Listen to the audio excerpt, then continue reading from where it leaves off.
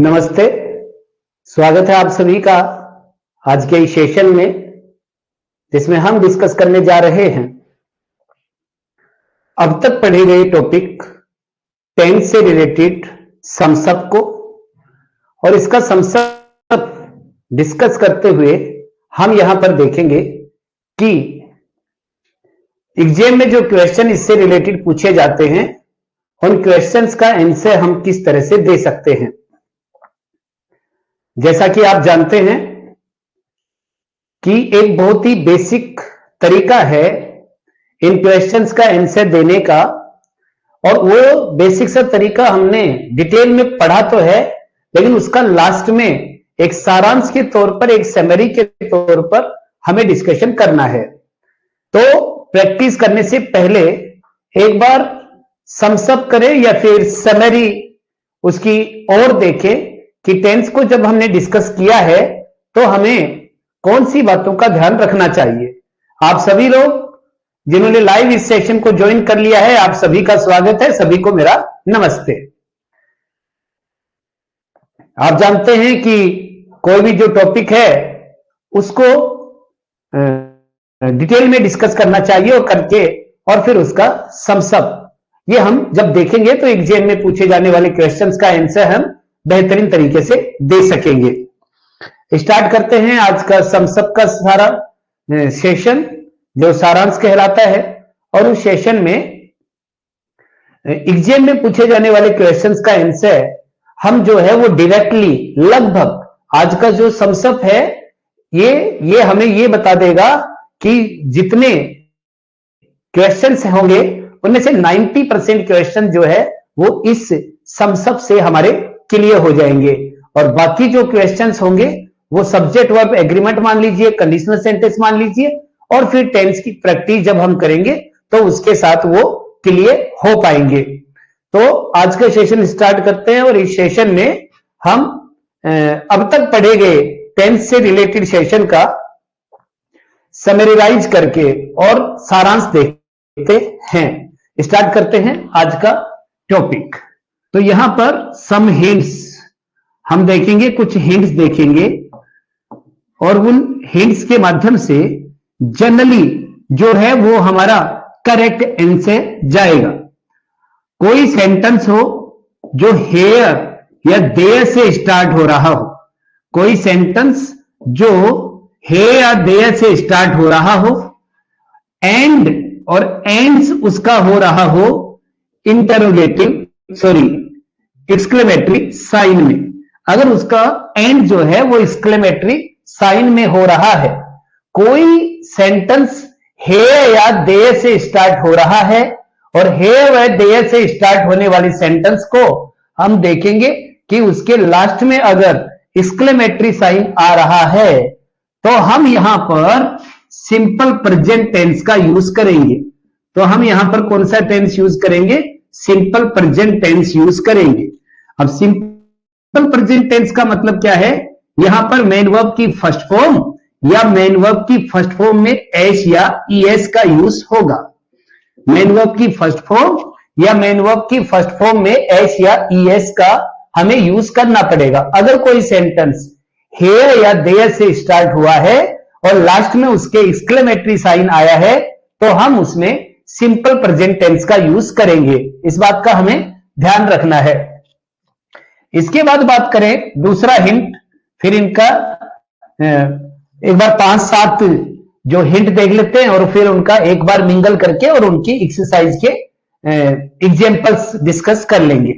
तो देयर से स्टार्ट होने वाले सेंटेंस, देयर से स्टार्ट होने वाले तो देयर से स्टार्ट होने वाले जो सेंटेंस होते हैं, देयर से स्टार्ट होने वाले जो सेंटेंस होते हैं उनमें बी की फॉर्म आती है, उनमें बी की फॉर्म का यूज हम करते हैं। अब बी की जो फॉर्म होती है उसका जो यूज हम करते हैं, बी की फॉर्म का हम यूज करते हैं, तो उसमें हमें ध्यान देना है कि ये जो फॉर्म है, ये फॉर्म ये बी के बाद वाले कंटेंट के अनुसार आएगी, कंटेंट के अनुसार आएगी। इस बात का ध्यान रखेंगे कि देयर के बाद बी की फॉर्म आएगी देयर टाइप सेंटेंस में, जहां पर देयर का कोई अर्थ नहीं होता है, तो देयर से स्टार्ट होने वाले सेंटेंस में बी की फॉर्म का हम यूज करते हैं। और ये जो बी की फॉर्म है, ये सिंगुलर आएगी कि प्लूरल आएगी, ये तय कौन करेगा? ये बी के बाद आने वाला कंटेंट करेगा कि बी के बाद में सिंगुलर आया है कि बी के बाद प्लूरल आया है। तो सिंगुलर और प्लूरल के अकॉर्डिंग यहां पर क्या आएगी? वर्ब आएगी। दो बातें देखी हमने, हेयर और देयर से स्टार्ट हो सेंटेंस और लास्ट में एक्सक्लेमेटरी साइन आए, तो ये तो अलग तरह का सेंटेंस है। देयर टाइप जो सेंटेंस होता है, जिनमें देयर जो है वो क्या होता है? वो इंट्रोडक्टरी सब्जेक्ट होता है। देयर क्या होता है? Introductory subject. इंट्रोडक्टरी सब्जेक्ट जो है, वो इंट्रोडक्टरी सब्जेक्ट क्या कहलाता है? वो डमी सब्जेक्ट कहलाता है। वो कैसा सब्जेक्ट कहलाता है? डमी सब्जेक्ट कहलाता है। और डमी सब्जेक्ट जो होता है उसका मीनिंग नहीं होता है, उसका मीनिंग नहीं होता है। इसका मतलब ये क्या होता है? ये मीनिंगलेस होता है। ये क्या होता है? मीनिंगलेस, अर्थ रहित होता है, इसका कोई मीनिंग नहीं होता है। ये हम ध्यान देंगे कि देर से स्टार्ट होने वाले जो सेंटेंस हैं वो निर्जीव वस्तु का किसी अन्य वस्तु पर अधिकार बताने के लिए यूज किया जाता है। और इनमें आने वाली जो बी की फॉर्म इज, आर, एम या वो जो है, वो इस वर्ब के बाद आने वाले कंटेंट के अनुसार आएगी। और देयर का इस सेंटेंस में कोई क्या नहीं होता है? कोई मीनिंग इस सेंटेंस में देयर का नहीं होता है।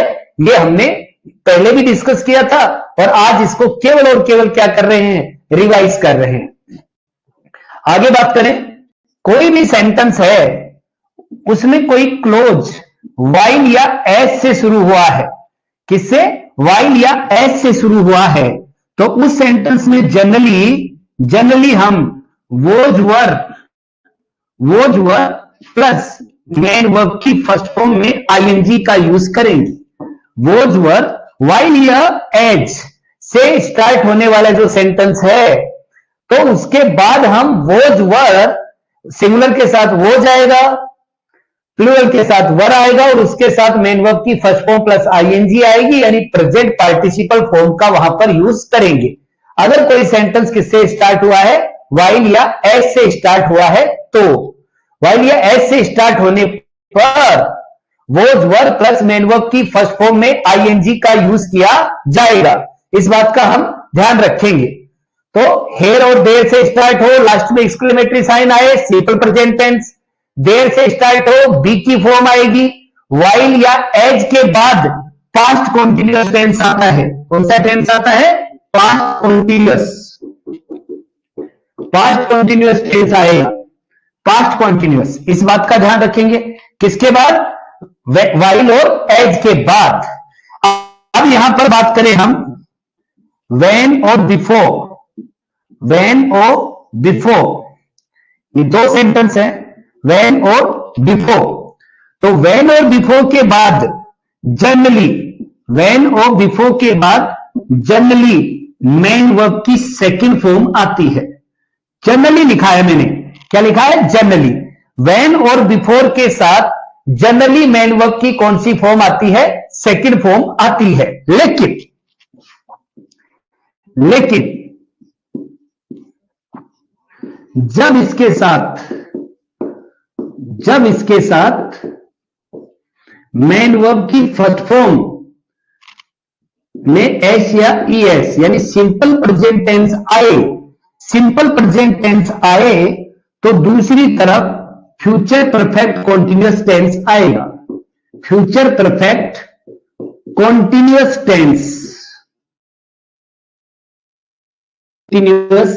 टेंस का यूज होगा। इस बात का ध्यान रखेंगे। क्या लिखा है हमने देखा है कि व्हेन और बिफोर के बाद जनरली मेन वर्ब की सेकंड फॉर्म का यूज होता है। जनरली किसका यूज होता है? मेन वर्ब की सेकंड फॉर्म का यूज होता है। मेन वर्ब की सेकंड फॉर्म का यूज होगा व्हेन और बिफोर के बाद, तो क्या होगा? तो इसके दूसरी तरफ हैड प्लस मेन वर्ब की थर्ड फॉर्म का यूज होगा, हैड प्लस मेन वर्ब की थर्ड फॉर्म का यूज होगा। लेकिन जब इसके साथ सिंपल प्रेजेंट टेंस हो, सिंपल पास्ट हुआ तो हम ये कर देंगे, लेकिन अगर इसके साथ सिंपल प्रेजेंट टेंस हुआ तो हम फ्यूचर परफेक्ट कॉन्टिन्यूअस टेंस का यूज यहां पर करेंगे, फ्यूचर परफेक्ट कॉन्टिन्यूअस टेंस का यूज होगा। अब तक जो हमने पूरा 8 सेशन टेंस से रिलेटेड पढ़े थे, उन 8 सेशन में जो भी हमने पढ़ा उसको सम सब के तौर पर लास्ट में एक जगह जो जो हमें इससे समझ में आया उसको अब हम एक जगह एक्यूमुलेट कर रहे हैं, एक जगह संग्रहित कर रहे हैं, ताकि हम इसको क्या कर सके, ताकि हम इसको रिवाइज कर सके। तो क्या लिखा, व्हेन और बिफोर के बाद जनरली मेन वर्ब की सेकंड फॉर्म आती है। जब इसके बाद मेन वर्ब की सेकंड फॉर्म दी हुई होती है और दूसरी तरफ कोई क्लोज दिया गया हो तो हेड प्लस मेन वर्ब की थर्ड फॉर्म का यूज करते हैं। लेकिन यदि इसके साथ मेन वर्ब की फर्स्ट फॉर्म में एस या ईएस यानी सिंपल प्रेजेंट टेंस दिया गया हो तो दूसरी तरफ फ्यूचर परफेक्ट कॉन्टिन्यूअस टेंस का यूज करते हैं, दूसरी तरफ फ्यूचर परफेक्ट कॉन्टिन्यूअस टेंस का यूज हम करेंगे। यह हमने डिस्कस किया। एक बार स्टार्टिंग है तो एक बार चारों को मैं वापस बता देता हूं क्या है। अगर कोई सेंटेंस हेयर और देयर से स्टार्ट हुआ है और लास्ट में उसके विस्मयादि बोधक चिन्ह आया है तो उस सेंटेंस में हेयर और देयर के तुरंत बाद, ये और ध्यान रखेंगे, हेयर और देयर के तुरंत बाद, जस्ट आफ्टर, तुरंत बाद सिंपल प्रेजेंट टेंस का क्या होगा, यूज होगा। किसका, सिंपल प्रेजेंट टेंस का। तो simple present tense main verb की फर्स्ट फॉर्म या तो प्लूरल है तो या सिंगुलर है तो मेन वर्ब की फर्स्ट फॉर्म में एस या ईएस का यूज कर देंगे। देर से सेंटेंस स्टार्ट हो तो उसके बाद में बी की फॉर्म आती है, बी की फाइनाइट्स। तो बी की प्रेजेंट फाइनाइट्स होती है इज आर एम और बी की पास्ट फाइनाइट्स होती है वो जो वर्ब, उनका यूज होगा अकेले, यानी वो मेन वर्ब के रूप में यूज होंगी। और ये जो बी की फॉर्म आएगी ये सिंगुलर हो कि प्लूरल हो ये तय कौन करेगा, इस वर्ब के बाद आने वाली विषय वस्तु यानी कंटेंट। अगर वो सिंगुलर है तो यहां वर्ब सिंगुलर होगी और यदि वो प्लूरल है तो यहां पर वर्ब भी प्लूरल होगी। इसके बाद हम देखें कि दे का इन सेंटेंस में कोई अर्थ नहीं होता है। दे इंट्रोडक्टरी सब्जेक्ट कहलाता है, इंट्रोडक्टरी सब्जेक्ट ही डमी सब्जेक्ट कहलाता है। इंट्रोडक्टरी सब्जेक्ट ही क्या कहलाता है, डमी सब्जेक्ट कहलाता है। इस बात का हमें ध्यान देना है। अगर किसी सेंटेंस में वाइल या एज का यूज हो और उसके बाद हमें टेंस को यूज करना हो तो जनरली यहां पर पास्ट कंटीन्यूअस टेंस होगा, यानी was verb plus main verb की फर्स्ट फॉर्म में आईएनजी का यहां पर यूज किया जाएगा, ये पास्ट कंटीन्यूअस टेंस होगा। अगला व्हेन और बिफोर, व्हेन और बिफोर से अगर कोई क्लोज जुड़ा हुआ है तो व्हेन और बिफोर के बाद जनरली सिंपल पास्ट टेंस यानी मेन वर्ब की सेकंड फॉर्म का यूज होता है। लेकिन जब इसके साथ सिंपल प्रेजेंट टेंस दिया गया हो तो दूसरी तरफ फ्यूचर परफेक्ट कॉन्टिन्यूअस यानी shall have been, will have been plus present participle form का यूज होगा। तो ये हमने अब तक डिस्कस किया। आगे देखते हैं। ऐसे बहुत से हिंट्स हैं जो आप अच्छी तरह से डिस्कस भी कर चुके हैं, देख भी चुके हैं और आप सीख भी चुके हैं। लेकिन एक बार मुझे लगता था, मुझे जरूरत महसूस हुई कि मैं ये सब के तौर पर आपको ये बातें जरूर लिखा दूं ताकि जब हम सेंटेंस को सोल्व करें तो इजीली हम सोल्व कर सके, हमें वहां पर कोई प्रॉब्लम नहीं आए। आगे हम यहां पर देखें, अगर कोई सेंटेंस है, अगर कोई सेंटेंस है उसमें नाउ आ गया है, नाउ ए डेज आ गया है, नाउ आ गया है, नाउ ए डेज आ गया है, दीज डेज आ गया है, दीज डेज आ गया है, यहां पर एट प्रेजेंट आ गया है, एट प्रेजेंट आ गया है, एट दिस टाइम आ गया है, एट दिस टाइम आ गया है, एट दिस मोमेंट आ गया है, एट दिस मोमेंट आ गया है, स्टिल आ गया है, स्टिल, ये आ गए हैं। तो हम यहां पर is are am, is are am का यूज करके मेन वर्ब की फर्स्ट फॉर्म में आईएनजी का यूज कर देंगे। यदि हमें किसी सेंटेंस में इन वर्ड्स का यूज दिया गया है और उसके साथ कोई डायनेमिक वर्ब दी गई है, उसके साथ क्या दी गई है, कोई डायनेमिक वर्ब दी गई है, तो हम प्रेजेंट कॉन्टिन्यूअस फॉर्म का यहां पर क्या कर देंगे, यूज कर देंगे। प्रेजेंट कॉन्टिन्यूअस फॉर्म का हमारा क्या रहेगा, यूज रहेगा। आप सभी को नमस्ते, जिन्होंने सेशन को ज्वाइन कर लिया है नमस्ते। अगर किसी सेंटेंस में नाउ आया, अब नाउअडेज आया, दीज डेज आया, एट प्रेजेंट आया, eight this time, at this moment और स्टिल, ये शब्द आए और उनके साथ कोई डायनेमिक वर्ब दी गई है, तो हम is are am plus main verb की फर्स्ट फॉर्म में आईएनजी का यहां पर क्या कर देंगे, यूज कर देंगे। आगे बात करें, कोई सेंटेंस है जिसमें हमें yet, as yet, till now,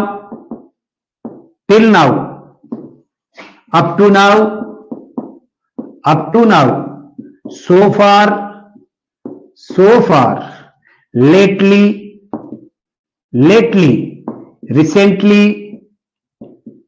recently, ये शब्द दिए गए हैं, तो हम क्या करेंगे, has, have plus main verb की third form, has, have plus main verb की थर्ड फॉर्म का यहां पर क्या करेंगे, यूज करेंगे। अगर किसी सेंटेंस में हमें yet, as yet, till now, up to now, so far, lately, recently ये दिए हैं, तो has, have plus main verb की थर्ड फॉर्म का यूज होगा। आगे बात करें, यदि किसी सेंटेंस में जस्ट ऑलरेडी बिना पास्ट समय सूचक शब्द,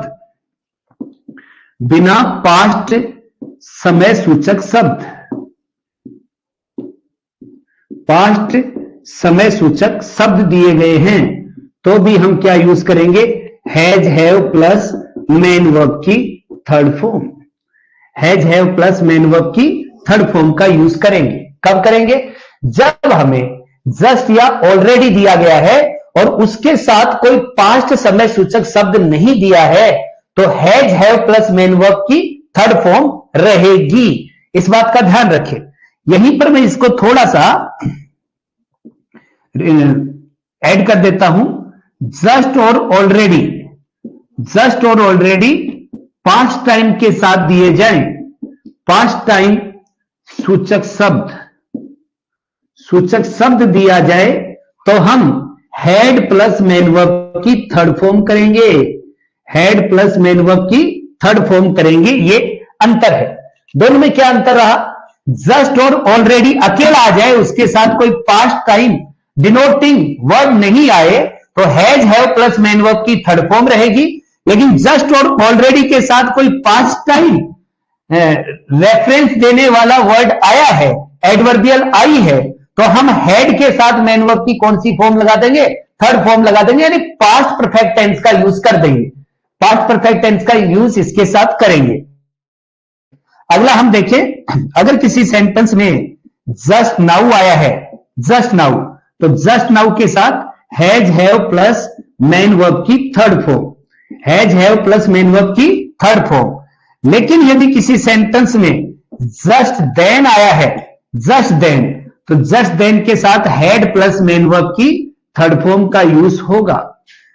जस्ट नाउ आ गया तो has, have plus main verb की थर्ड फॉर्म, लेकिन जस्ट देन आया है तो जस्ट देन होने के कारण यहां पर हैड प्लस मेन वर्ब की थर्ड फॉर्म का यूज होगा। जस्ट देन आया तो हैड प्लस मेन वर्ब की थर्ड फॉर्म। इस बात का हम ध्यान रखेंगे कि ये किस तरह से यूज होगा। तो क्या देखा, एक बार फिर से इसको रिवाइज कर लेते हैं। ये सारे जो है अपने आप में बहुत इंपॉर्टेंट है। अगर किसी सेंटेंस में हमें now, nowadays, these days, at present, at this time, at this moment, still, ऐसे एडवर्बियल किसी डायनेमिक वर्ब के साथ दी गई है, तो हम is, are, am plus main verb की फर्स्ट फॉर्म यानी प्रेजेंट पार्टिसिपल यानी प्रेजेंट कॉन्टिन्यूअस टेंस का यूज यहां पर कर देंगे। लेकिन यदि किसी सेंटेंस में हमें yet, as yet, till now, up to now, so far, lately, recently, ये एडवर्बियल दी गई है, तो हम has have plus main verb की थर्ड फॉर्म का यूज करेंगे। यदि किसी सेंटेंस में हमें जस्ट और ऑलरेडी अकेले दिए गए हैं, उनके साथ कोई टाइम रेफरेंस देने वाला एडवर्बियल नहीं आया है, तो हम has have plus main verb की थर्ड फॉर्म यानी प्रेजेंट परफेक्ट टेंस का यूज करेंगे। लेकिन यदि किसी सेंटेंस में जस्ट और ऑलरेडी के साथ कोई पास्ट टाइम डिनोटिंग एडवर्बियल आ गई है, तो वहां पर हम हैड प्लस मेन वर्ब की थर्ड फॉर्म का यूज करेंगे।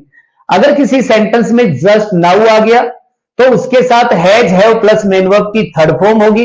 लेकिन यदि किसी सेंटेंस में जस्ट देन आ गया तो उसके साथ हैड प्लस मेन वर्ब की थर्ड फॉर्म का हम यूज करेंगे। ये हमने लिखा है। एक बार बता दीजिएगा, क्या सारी बातें हमने जो डिटेल में पढ़ी थी वहां पर डिस्कस की थी कि नहीं की थी? या फिर ये बताइएगा कि अब सम सब के तौर पर इनको डिस्कस करने का बेनिफिट आपको मिलेगा या नहीं मिलेगा? समसप होना चाहिए ना ये सारा, कि किस तरह से हम इसको यूज करेंगे।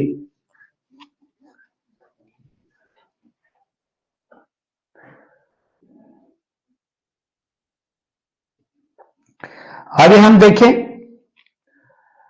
कोई भी सेंटेंस है उसमें बाई प्लस प्रेजेंट टाइम आ गया, बाई प्लस प्रेजेंट टाइम, तो बाई प्लस प्रेजेंट टाइम आने के कारण यहां पर प्रेजेंट परफेक्ट टेंस, यहां पर कौन सा आएगा? Present perfect tense. By plus present time आएगा तो प्रेजेंट परफेक्ट टेंस। ठीक बात। अगर बाई प्लस पास्ट टेंस आए, बाई के साथ पास्ट टाइम दिया गया रहे, पास्ट टाइम डिनोटिंग एडवर्बियल आ गई, तो हम पास्ट परफेक्ट टेंस करेंगे। तो कौन सा रहेगा? Past perfect tense. बिल्कुल ठीक है, पास्ट परफेक्ट टेंस हो जाएगा। लेकिन यदि यहां पर बाई के साथ कोई फ्यूचर टाइम डिनोटिंग एडवर्बियल आए, फ्यूचर टाइम डिनोटिंग एडवर्बियल ये आएगी तो फ्यूचर परफेक्ट टेंस बन जाएगा। कौन सा बन जाएगा? Future perfect tense. Future perfect tense बन जाएगा। ये हमने इसको पहले भी डिस्कस किया था और एक बार फिर से देख लिया है। बाई जब टाइम से पहले लग जाता है तो उसका अर्थ तक हो जाता है।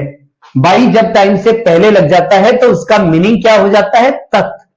प्रेजेंट टाइम के साथ लगेगा तो अब तक, बाई पास्ट के साथ लगेगा तब तक, और बाई फ्यूचर के साथ लगेगा तो जब तक। तो ये जो है वो तीनों फॉर्म को क्या कर देगा? यहां फ्रेम कर देगा। इस बात का हमें ध्यान रखना था। अब अगला इंटरोगेटिव सेंटेंस। कैसा सेंटेंस रहेगा? इंटरोगेटिव सेंटेंस रहे, इंटरोगेटिव सेंटेंस।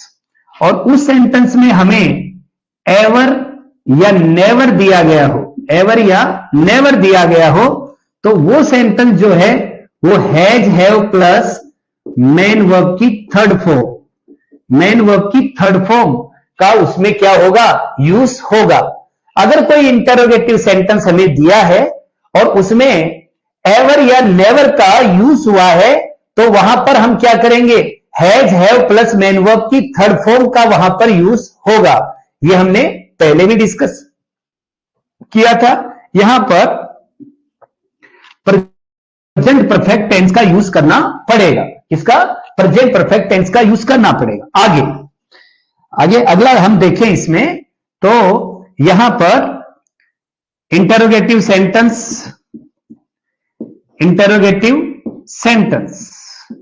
इंटरोगेटिव तो हमें सेंटेंस दिया हुआ रहेगा। अब इंटरोगेटिव सेंटेंस में क्या करेंगे? How long, how long time, या सिंस व्हेन से स्टार्ट होगा और लास्ट में क्या होगा? क्वेश्चन मार्क होगा। इनसे स्टार्ट होगा और लास्ट में क्या होगा? क्वेश्चन मार्क दिया हुआ रहेगा। कोई sentence how long, how long time या सिंस व्हेन से स्टार्ट होगा और लास्ट में क्वेश्चन मार्क जब दिया हुआ रहेगा तो 3 स्थितियां बनेंगी। कितनी स्थितियां बनेंगी? 3 स्थितियां बनेंगी। तो पहली स्थिति जो बनेगी, जब नो टाइम रेफरेंस, जब कोई टाइम का रेफरेंस नहीं दिया गया हो, जब समय सूचक शब्द हो ही नहीं, तो क्या आएगा? समय सूचक शब्द नहीं हो तो यहां पर आएगा present perfect continuous, present perfect continuous tense आएगा। अब प्रेजेंट परफेक्ट कॉन्टिन्यूअस टेंस का मतलब क्या हो गया जी? हैव बीन या has been plus main verb की फर्स्ट फॉर्म में आईएनजी। मेन वर्ब की फर्स्ट फॉर्म में क्या आएगा? आईएनजी। जब हमें क्या नहीं दिया हुआ रहे, कोई टाइम रेफरेंस नहीं दिया हुआ रहे, तो हम प्रेजेंट परफेक्ट कॉन्टिन्यूअस टेंस करेंगे जब हाउ लॉन्ग टाइम या सिंस व्हेन से सेंटेंस स्टार्ट हो। लेकिन जब पास्ट टाइम रेफरेंस दिया गया हो, जब पास्ट टाइम रेफरेंस दिया गया हो, पास्ट टाइम रेफरेंस हो, तो हम पास्ट परफेक्ट कॉन्टिन्यूअस करेंगे। Past perfect continuous. अब पास्ट परफेक्ट कॉन्टिन्यूअस का मतलब समझ गए आप? Had been plus main verb की first form, had been plus main verb की फर्स्ट फॉर्म का यहां पर क्या कर देंगे? यूज कर देंगे। लेकिन जब प्रेजेंट टाइम दिया गया हो,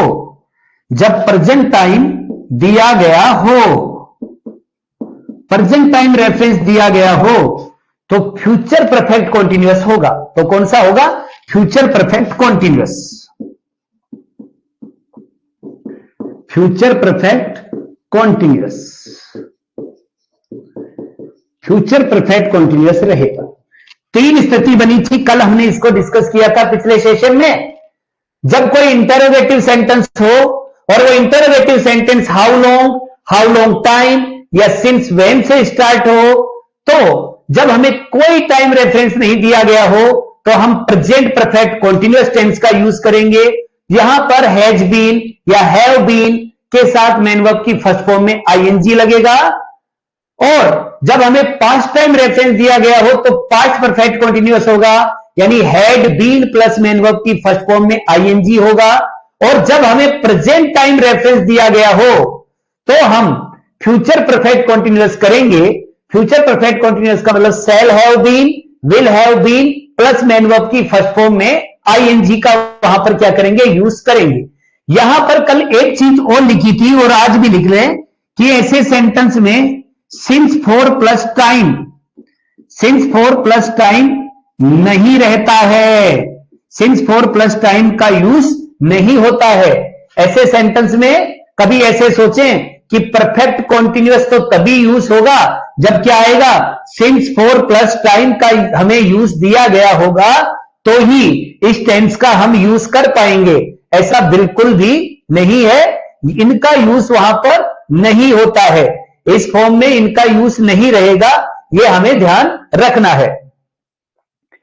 यहां तक की बात क्लियर है? आपके कमेंट आए नहीं, अभी थोड़ी देर पहले भी मैंने आपसे कुछ जिक्र करना चाहा था, लेकिन शायद आप पूरी तरह से या तो लिख रहे हैं उसमें बिजी हैं, या फिर कुछ समझ में नहीं आ रहा है, या फिर ये सारी चीजें जो अब डिस्कस कर रहे हैं वो आपने पहले ही पूर्णतया सीख ली हैं।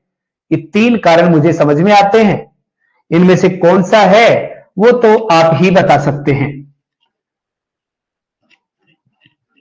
बात कर रहे थे हम टेंस का यूज किस तरह से किया जाए, और टेंस का यूज करें तो हम सेंटेंस को, यानी करेक्ट फॉर्म ऑफ वर्ब जो टॉपिक है उसमें सेंटेंस को किस तरह से सही वर्ब के साथ फिल कर सकें, किस तरह से इसका सही आंसर दे सकें, यही तलाशने का प्रयास हम कर रहे हैं। और यही तलाशते हुए हमने देखा है कि किस प्रकार से यहां पर हम वर्ब की फॉर्म का यूज करेंगे, वर्ब की फॉर्म का यूज हमें करना चाहिए। आगे बात करें हम कि यदि हमें सेंटेंस में tomorrow the next day, night, week, month, year, decade, century,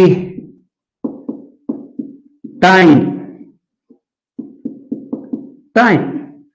ये दिए हुए हो, टुमारो हो, द नेक्स्ट डे हो, द फॉलोइंग डे हो,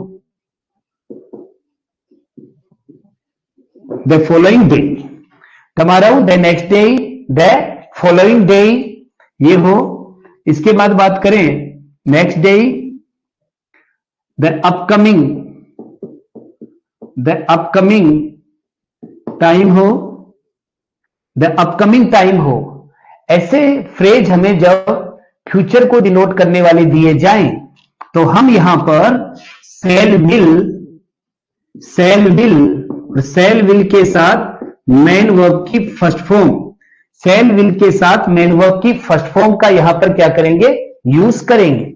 शैल विल प्लस मेन वर्ब की फर्स्ट फॉर्म का यूज करेंगे यदि हमें टुमारो या फिर द नेक्स्ट के साथ ये सारी बातें दी गई हो, या फॉलोइंग के साथ दी गई हो, चाहे अपकमिंग के साथ यानी आने वाले उसके साथ हमें ये चीजें दी गई हो, तो हम यहां पर फ्यूचर इंडेफिनेट टेंस का यूज करेंगे। फ्यूचर इंडेफिनेट टेंस को यहां पर हम लिख देंगे। इसके बाद बात करें दो सेंटेंस हो, दो सेंटेंस, दो एक्टिविटी, दो सेंटेंस में दो एक्टिविटीज, दो सेंटेंस में दो एक्टिविटीज, एक पहले दूसरी बाद में, एक पहले दूसरी बाद में, दोनों क्लोज या दोनों सेंटेंस, दोनों क्लोजिज आफ्टर और एज सुन एज, आफ्टर और एज सुन एज से जुड़े हों, या फिर बिफोर या व्हेन से जुड़े हो, तो आफ्टर और एज सुन एज के बाद तो हेड प्लस मेन वर्ब की थर्ड फॉर्म का यूज करेंगे और इसके बाद मेन वर्ब की सेकंड फॉर्म का यूज करेंगे। मेन वर्ब की सेकंड फॉर्म का यूज करेंगे। अगर हमें दो सेंटेंस में दो एक्टिविटी बताई गई है, दोनों एक्टिविटी पास्ट में घटित हुई है, दोनों एक्टिविटी पास्ट में घटित हुई है, एक पहले और दूसरी बाद में घटित हुई है, तो और वो दोनों जो क्लोज हैं वो after, as soon as, before और व्हेन से जुड़े हैं, तो आफ्टर व एज सुन एज के बाद तो हेड प्लस मेन वर्ब की थर्ड फॉर्म आएगी और दूसरी तरफ बिफोर और व्हेन का यूज हमें करना पड़ेगा।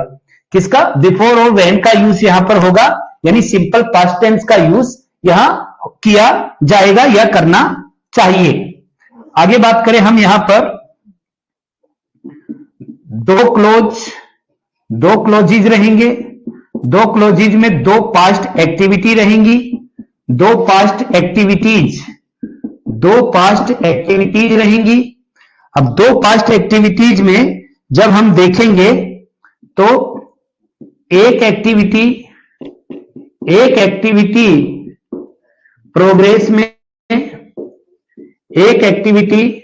प्रोग्रेस में, वह दूसरी अचानक से घटित हुई,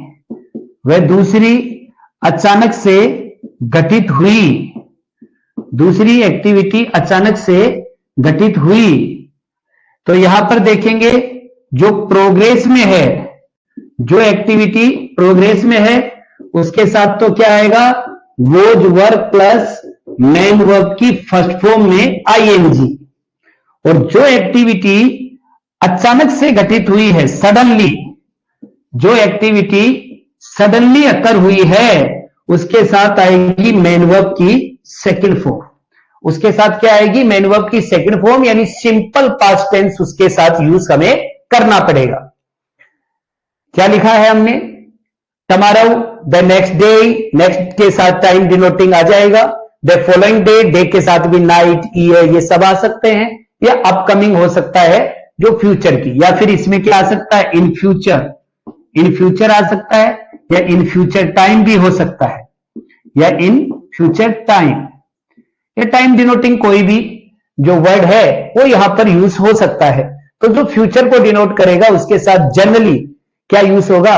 शैल या विल प्लस मेन वर्ब की फर्स्ट फॉर्म, यानी फ्यूचर इंडेफिनिट टेंस का यूज हम यहां करेंगे। जब किसी सेंटेंस में हमें दो क्लोज दिए हुए रहें और दो क्लोज दो एक्टिविटी को बता रहे हो, जो दोनों एक्टिविटी पास्ट में घटित हुई है, एक एक्टिविटी पहले और दूसरी एक्टिविटी बाद में, तो ऐसे जो क्लोज हैं वो इनसे जुड़े हुए हो सकते हैं। आफ्टर या एज सुन एज के साथ जो आएगा वहां हेड प्लस मेन वर्ब की थर्ड फॉर्म, और बिफोर और व्हेन के साथ आएगा वो मेन वर्ब की सेकंड फॉर्म यूज वहां हम करेंगे। अगर हमें दो क्लोज दिए हुए हैं और वो दोनों क्लोज दो पास्ट एक्टिविटीज को बता रहे हैं, एक एक्टिविटी प्रोग्रेस में है और दूसरी एक्टिविटी सडनली घटित हो गई है, तो जो एक्टिविटी प्रोग्रेस में है उसके साथ तो was verb plus main verb की फर्स्ट फॉर्म में आईएनजी, और जो एक्टिविटी अचानक से घटित हो गई है उसके साथ मेन वर्ब की सेकंड फॉर्म का यूज हम करेंगे। उसके साथ क्या आएगा? मेन वर्ब की सेकंड फॉर्म का यूज किया जाएगा। ये हमने यहां पर डिस्कस किया है। आगे देखते हैं, अभी कुछ और हिंट्स बचे हुए हैं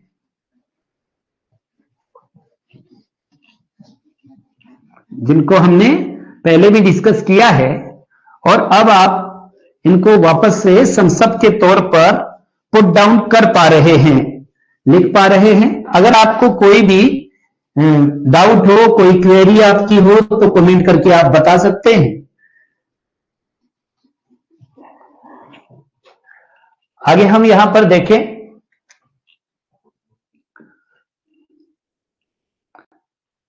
future action, future action, future action. अब फ्यूचर एक्शन पहला official, official arrangement, official arrangement. दूसरा शेड्यूल, शेड्यूल, शेड्यूल क्या है? टाइम टेबल, ऑफिशियल अरेंजमेंट या टाइम टेबल। फ्यूचर में होने वाली एक्टिविटी है लेकिन वो ऑफिशियल अरेंजमेंट है, कोई शेड्यूल है या कोई टाइम टेबल है, तो वो जो है वो मेन वर्ब की फर्स्ट फॉर्म या मेन वर्ब की फर्स्ट फॉर्म में एस या ईएस के साथ यूज होगा। फ्यूचर में होगा, लेकिन ऑफिशियल अरेंजमेंट है, शेड्यूल है या टाइम टेबल है, तो वो मेन वर्ब की फर्स्ट फॉर्म में एस या ईएस या फिर मेन वर्ब की फर्स्ट फॉर्म के साथ, यानी सिंपल प्रेजेंट टेंस के साथ यूज होगा, यानी डिनोट किया जाएगा। फिर दूसरी बात करें इसमें फ्यूचर एक्शन में, 2 नंबर पर हम लिखें सेकंड। एक तो ये हो गया, दूसरा ये हो गया, इसमें यदि पर्सनल अरेंजमेंट हो, पर्सनल अरेंजमेंट, अगर पर्सनल अरेंजमेंट हो, व्यक्ति का खुद की व्यवस्था हो, तो खुद की व्यवस्था होने पर is are am plus main verb की फर्स्ट फॉर्म में आईएनजी का हम यूज करेंगे। ठीक बात। तीसरा no arrangement, no arrangement, natural, natural occurrence, natural occurrence, प्राकृतिक कोई घटना घटित होती है, अरेंजमेंट नहीं होता है, तो shall will plus main verb की फर्स्ट फॉर्म, इसका हम यूज करते हैं। फ्यूचर में घटित होने वाली घटनाओं को हम 3 तरीके से बताते हैं। यदि वो ऑफिशियल अरेंजमेंट है तो वो सिंपल प्रेजेंट टेंस में होता है, यदि वो पर्सनल अरेंजमेंट है तो वो प्रेजेंट कॉन्टिन्यूअस टेंस में होता है, और वो ना ऑफिशियल और ना पर्सनल अरेंजमेंट है और अपने आप होने वाला है तब वो फ्यूचर इंडेफिनेट टेंस में डिनोट किया जाता है। तो वो फ्यूचर इंडेफिनेट टेंस में रहेगा, इस बात का हमें यहां पर ध्यान रखना है, फ्यूचर इंडेफिनेट में। आगे बात करें हम यहां,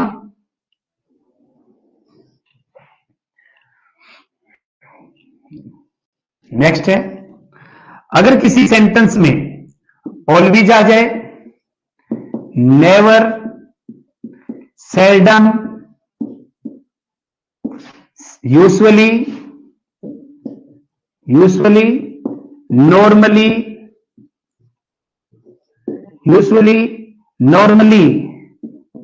occasionally, always, never, seldom, usually, normally, occasionally, frequently,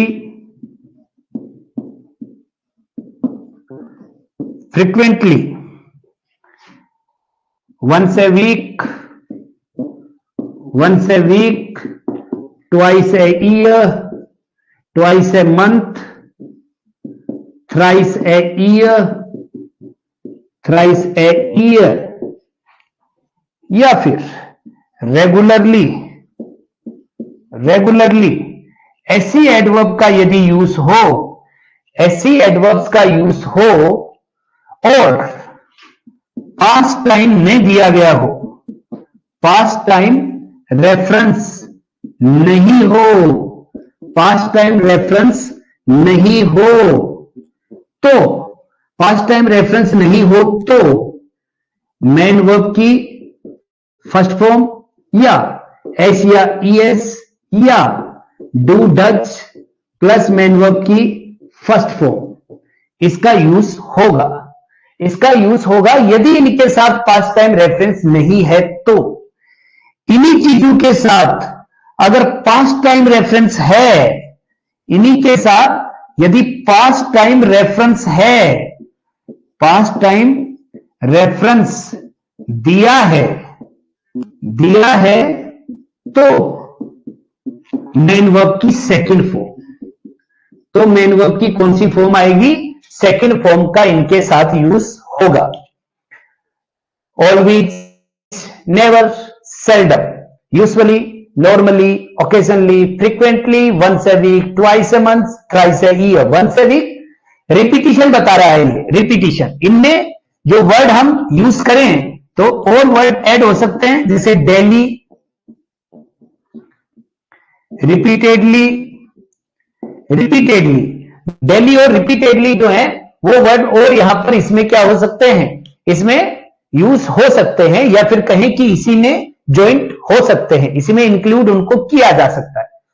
तो always, never, seldom, usually, normally, occasionally, frequently, once a week, twice a month, thrice a year, regularly, daily, repeatedly, ऐसे जो वर्ड हो जो फ्रीक्वेंसी बताते हो, जो बारंबारता बताते हो, जो किसी एक्शन को नियमित अंतराल पर रिपीट होने के बारे में बता रहे हो, और जब हमें कोई पास्ट टाइम रेफरेंस नहीं दिया गया हो, यानी टाइम रेफरेंस नहीं हो, तो समझ लो वो प्रेजेंट टाइम है, और प्रेजेंट टाइम होने के कारण उसको सिंपल प्रेजेंट टेंस में बताया जाता है, जो मेन वर्ब की फर्स्ट फॉर्म या फिर उसमें एस या ईएस लगा हुआ रहता है, या डू डच के साथ मेन वर्ब की फर्स्ट फॉर्म का वहां पर क्या किया जाता है, यूज किया जाता है। यदि इनके साथ कोई पास्ट टाइम रेफरेंस दे दिया गया है तो हम इनके साथ मेन वर्ब की सेकंड फॉर्म का क्या करेंगे, यूज करेंगे।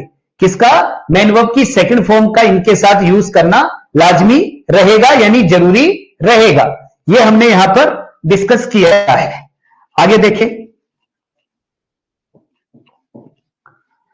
सेंटेंस की हम बात कर रहे हैं कि सेंटेंस को किस तरह से करेक्ट फॉर्म ऑफ वर्ब, जब हमें ब्लैंक्स दिए हुए रहें और ब्लैंक्स में से हमें ऑब्जेक्टिव क्वेश्चन जो है वो चूज करना हो करेक्ट ऑप्शन को, तो हम इन हिंट्स के यूज से या इन हिंट्स की सहायता से, इनकी हेल्प से या इनके आधार पर उस ऑप्शन को क्लिक कर सकते हैं, उस ऑप्शन को चूज कर सकते हैं, ऑप्शन को चूज कर सकते हैं। इस बात का हमें ध्यान रखना है। यदि किसी सेंटेंस में अगो आ गया, लॉन्ग लॉन्ग अगो आ गया, अगो आ गया, लॉन्ग लॉन्ग अगो आ गया, इसके बाद वंस आ गया, once upon a time, once upon a time आ गया, इसके साथ देन आ गया, दैट डे आ गया, दोज डेज आ गया,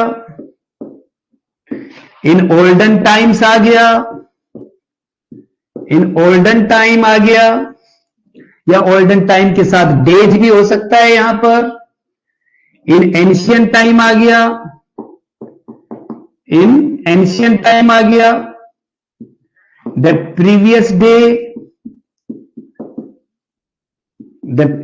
डे आ गया, या फिर the previous day ancient time olden days, या दैट अदर डे आफ्टर और आफ्टर के बाद टाइम, जैसे ए लॉन्ग टाइम आ गया, या फिर 2 डेज आ गया, या फिर 7 आवर्स आ गया, 7 घंटे बाद, ऐसे कुछ आ गया।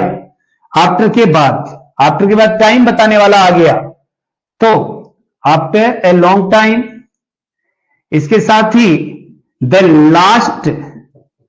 लास्ट या लास्ट के साथ प्रीवियस, तो प्रीवियस के साथ या लास्ट के साथ यहां पर डे लग जाए, नाइट लग जाए, वीक, मंथ लग जाए, ईयर लग जाए, डिकेड लग जाए, सेंचुरी लग जाए, ऐसे अगर कोई हिंट इनके साथ दिए हुए रहे हमें, और दूसरी कोई हमें हेल्प के लिए कोई ऐसा हिंट नहीं दिया गया हो, तो हम यहां पर जो है मेन वर्ब की सेकंड फॉर्म का यूज करते हैं। अगर सेंटेंस नेगेटिव होता है तो डिड में नोट लगाकर मेन वर्ब की फर्स्ट फॉर्म का यूज कर देते हैं। इसका मतलब है कि इनके साथ जनरली सिंपल पास्ट टेंस का यूज होता है।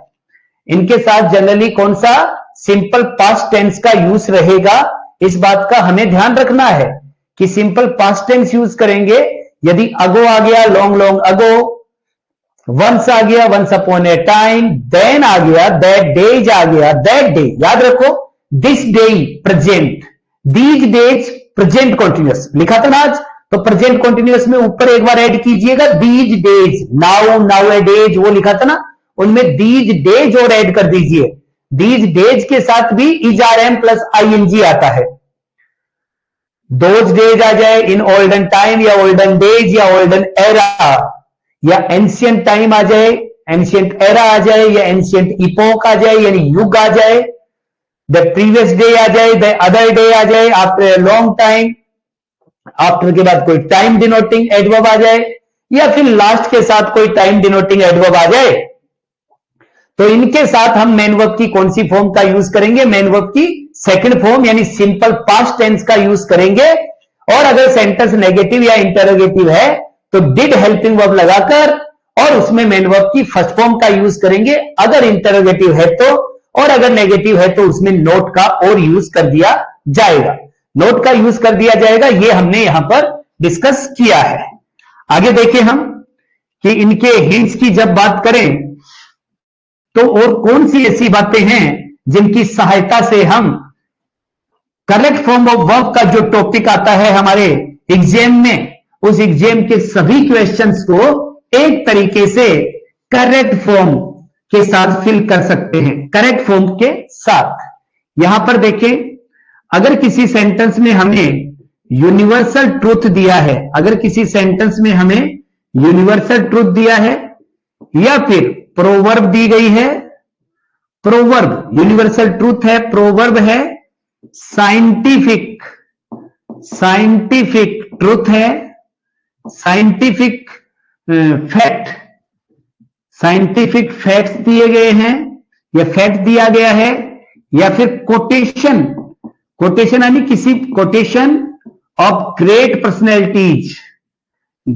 पर्सनैलिटीज महान व्यक्तित्व जो हैं उनके कोटेशन यानी अगर उद्धरण दिए गए हैं, या फिर कमेंट्री या फिर commentary of A live match, of A live match, match का जो सीधा प्रसारण है यदि उसकी कमेंट्री हो रही है, यदि उसकी क्या हो रही है, कमेंट्री हो रही है, यूनिवर्सल ट्रूथ है, कोई प्रोवर्ब, कोई कहावत आ गई है, कोई साइंटिफिक फैक्ट आ गया है, किसी महान प्रतिभा का वर्तमान पहले कहा गया कथन अब वर्तमान में वापस से रिपीट किया जा रहा है, या किसी लाइव मैच की कमेंट्री यानी टीका टिप्पणी की जा रही है लाइव में, या फिर यहां पर हम करें description, description of A drama, of A drama, किसी भी नाटक की बातों का डिस्क्रिप्शन किया जाए यानी उनका वर्णन किया जाए जो मूवी वगैरह देखकर अब उसके बारे में रिपीटिशन किया जा रहा है, तो डिस्क्रिप्शन ऑफ ए ड्रामा अगर किया जा रहा है, ड्रामा किया जाता है, तो हम इन सभी बातों को बताने के लिए, इन सभी चीजों को डिनोट करने के लिए हम सिंपल प्रेजेंट टेंस का यूज करते हैं। किसका करते हैं? सिंपल प्रेजेंट टेंस का यूज करेंगे। Simple present tense, simple present tense का मतलब क्या है? प्लूरल सब्जेक्ट के साथ मेन वर्ब की फर्स्ट फॉर्म या मेन वर्ब की फर्स्ट फॉर्म में एस या ईएस का यूज किया जाएगा। अगर सेंटेंस नेगेटिव या इंटरोगेटिव है तो डू के साथ या डज के साथ मेन वर्ब की फर्स्ट फॉर्म का यूज किया जाएगा। यानी सिंपल प्रेजेंट टेंस का यहां पर यूज रहेगा इस सेंटेंस में यदि हमें universal truth, proverb, scientific fact, scientific fact कौन से हैं? बर्फ पिघलती है, लकड़ी तैरती है, लोहा डूबता है, ये साइंटिफिक फैक्ट्स हैं सारे।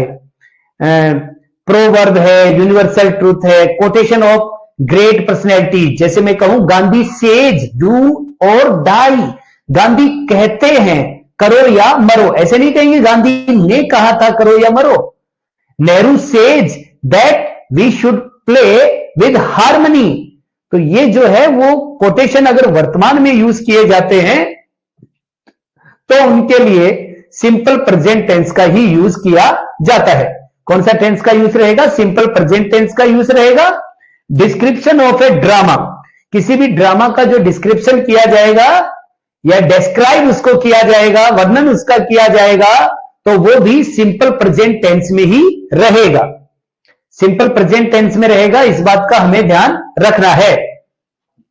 अब और कौन सी महत्वपूर्ण बात है जो हमारी एग्जाम की दृष्टि से हमें ध्यान रखने की बात है, और यूं कहें कि ऐसे क्वेश्चंस जो हैं वो कई बार एग्जाम में गलती करवा देते हैं, या सब कुछ आने के बाद भी जो एग्जाम में पूछा जाए अगर वो नहीं आए तो फिर मार खा जाता है स्टूडेंट। यहां पर मैं देखूं एक ओलविज वर्ड है ना, ओलविज, याद रखिएगा ओलविज, इसका मैंने पहले जिक्र नहीं किया था, अभी जिक्र कर रहा हूं आपके सामने। ओलविज वर्ड, ओलविज वर्ड के लिए आपने देख लिया कि ओलविज जो है वो सिंपल प्रेजेंट में भी यूज होता है, और ओलविज के साथ अगर पास्ट टाइम हो तो ये सिंपल पास्ट में भी यूज होता है। किसमें यूज होता है? सिंपल पास्ट में भी।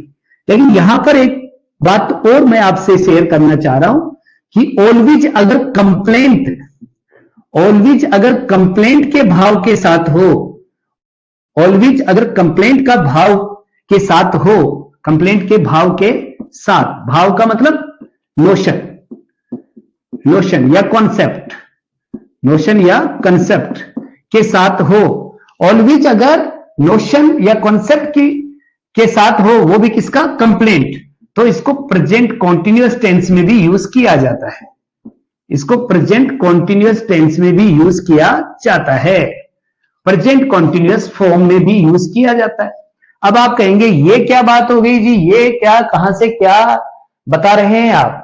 तो इसका एग्जाम्पल मैं आपको बताता हूं। She is always weeping, she is always weeping, वह हमेशा रोती रहती है। सी इज ऑलवेज वीपिंग, वह हमेशा रोती रहती है, उसका तो काम ही है, कोई भी काम कह लो उसको, वह तो रोती रहती है, रोएगी पहले, तो सी इज ऑलवेज वीपिंग। ये जो सेंटेंस है इसको देखकर कभी आप गलत नहीं कर देंगे। क्यों नहीं करेंगे? क्योंकि इसमें कंप्लेन का भाव है, और कंप्लेन का भाव होने पर इसके साथ जो है वो प्रेजेंट कॉन्टिन्यूअस टेंस का यूज जो है वो बिल्कुल सही यूज है, बिल्कुल सही यूज रहेगा, इस बात का हम ध्यान रखेंगे। आगे मैं इसमें लिखा हूं आपको या बताऊं आपको कि सिंस फॉर प्लस टाइम क्या है। सिंस फॉर प्लस टाइम अगर किसी सेंटेंस में दिया है और उसमें हमें स्टेटिव वर्ब दे दी है, क्या दे दी है, stative verb. Since for plus time दे दिया गया है और उसमें हमें स्टेटिव वर्ब दे दी गई है, तो इसको परफेक्ट टेंस में करेंगे। इसको किस में करेंगे, परफेक्ट टेंस में करेंगे। इसको किस में नहीं करेंगे, इसको परफेक्ट कॉन्टिन्यूअस में नहीं करेंगे, इसको परफेक्ट कॉन्टिन्यूअस टेंस में यूज नहीं करेंगे, परफेक्ट कॉन्टिन्यूअस में यूज नहीं करेंगे। इसको किस में यूज करेंगे, सिंस फॉर प्लस टाइम के साथ यदि स्टेटिव वर्ब दी गई है तो इसको परफेक्ट टेंस में यानी परफेक्ट फॉर्म में यूज करेंगे, न कि परफेक्ट कॉन्टिन्यूअस फॉर्म में। परफेक्ट कॉन्टिन्यूअस फॉर्म के लिए क्या जरूरी होगा, यहां पर स्टेटिव वर्ब की जगह डायनेमिक वर्ब का होना जरूरी होगा। स्टेटिव की जगह क्या रहेगी, डायनेमिक वर्ब, डायनेमिक वर्ब रहेगी ना स्टेटिव वर्ब के साथ। तो ये कुछ ऐसे हिंट्स थे, ऐसे कुछ हिंट्स थे जिनके अकॉर्डिंग हम क्या करेंगे, हम फिल करेंगे करेक्ट फॉर्म ऑफ वर्ब। अब यहां पर दो हिंट और लिखाऊंगा अंत में, वो भी काफी इंपॉर्टेंट हैं, कई बार एग्जाम में आए हुए हैं, कई बार एग्जाम में इनसे रिलेटेड क्वेश्चन पूछा है।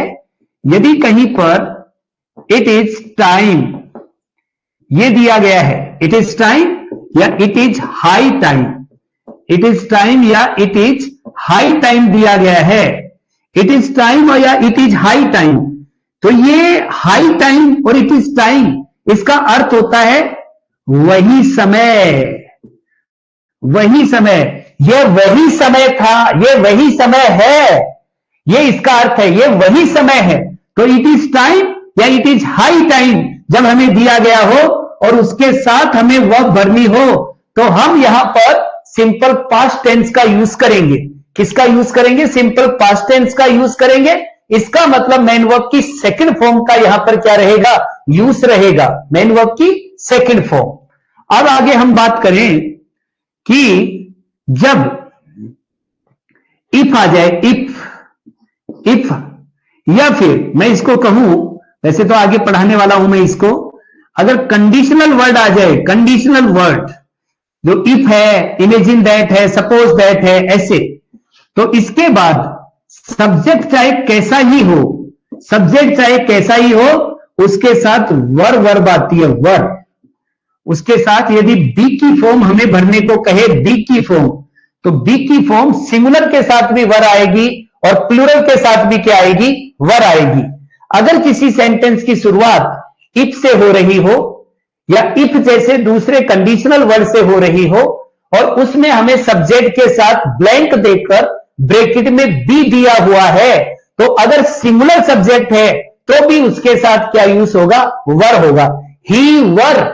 अब अजीब लगेगा आपको, लेकिन आगे हम जब कंडीशनल सेंटेंस पढ़ेंगे तब इसको क्लियर करेंगे, लेकिन इस बात का हमें वहां पर ध्यान रखना है, ध्यान रखना है। तो ये कुछ आज के सेशन में हमारे डिस्कशन था और वह डिस्कशन रिलेटेड रहा किससे, वह रिलेटेड रहा हमारे टेंस की समरी से रिलेटेड रहा। और टेंस की समरी में हमने इसको डिस्कस करते हुए ये देखा कि कहां पर किस तरह का, कहां पर किस तरह का अगर हमें हिंट दिया हुआ रहे तो हम वहां पर वर्ब की कौन सी फॉर्म का यूज करेंगे।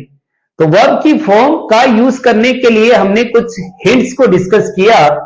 उम्मीद है कि आपका जो टेंस पढ़ा हुआ था, जो 8 सेशंस हमने कंडक्ट किए या फिर हमने ज्वाइन किए, उन सभी में जो डिस्कशन हुआ उसका समसप आज के इस सेशन में उन सभी का समसप जो है वो हुआ है।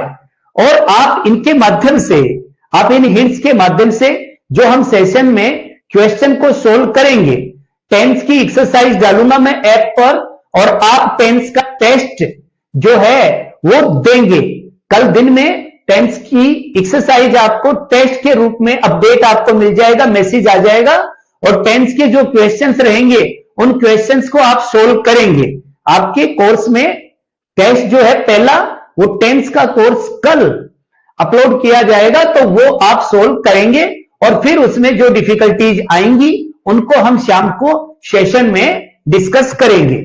आप सभी लोग इस समय पर इस सेशन को ज्वाइन किए हुए हैं, इसके लिए आप सभी लोगों का बहुत बहुत धन्यवाद।